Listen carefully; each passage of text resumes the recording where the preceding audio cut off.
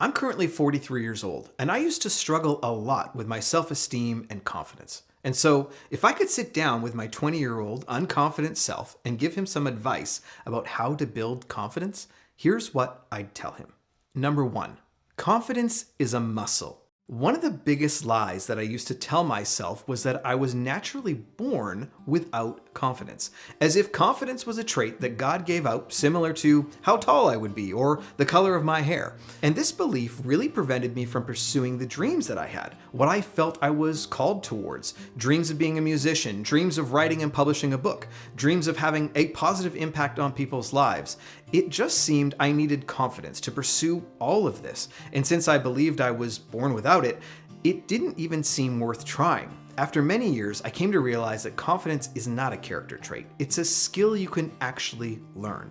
You can think of confidence like a muscle, and if you've never exercised or lifted weights before, you're not going to be very strong. But if you consistently get to the gym and exercise, you'll become much stronger over time. We need to apply the same logic to confidence.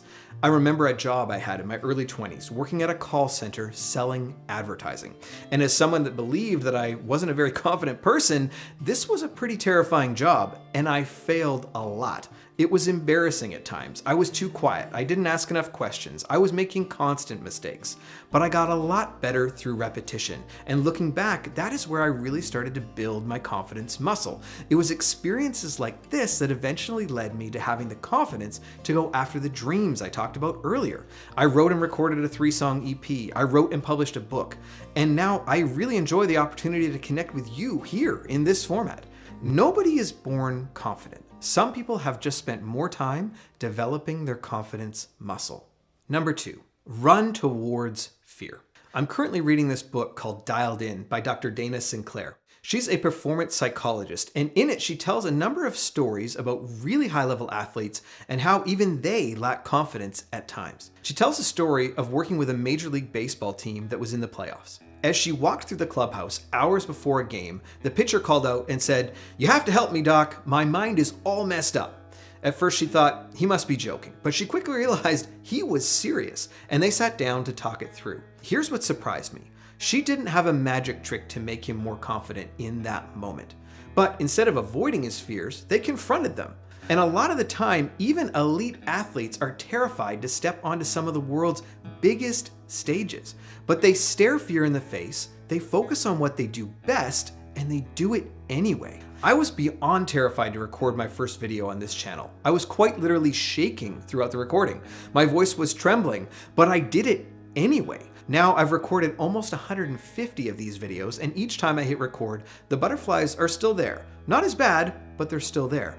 But I've learned to embrace this healthy fear, focus on the work I've done to prepare, and recognize that it means I'm still growing and learning. So ask yourself, what are you fearful of? Are you scared to ask that person out on a date? Are you scared to record your first video?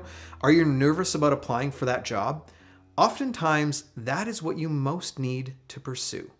Number three, action comes before confidence. If you are waiting to feel confident before you start something, you will be waiting for a really long time. If I waited for the fear to go away before I wrote and published my book, it would still be a dream inside my head. If I waited for confidence to show up before I hit record on these videos, there would be no videos. My wife and I celebrated our 9-year wedding anniversary this last September, and I vividly remember when I proposed. My heart was beating out of my chest. I was terrified, and it didn't help that my dad had asked me just the night before, "What are you gonna do if she says no?" Ugh, thanks, Dad. Look, the point here is that your confidence grows after you take action and not before it. You can read all the books, you can watch all the YouTube videos, but the reality is that you have the opportunity in front of you to take action. Do it when you're scared. Do it when you don't know if you'll succeed or fail, because this is the only way to go from where you are right now and step towards that version of yourself you have in your mind that is a confident person.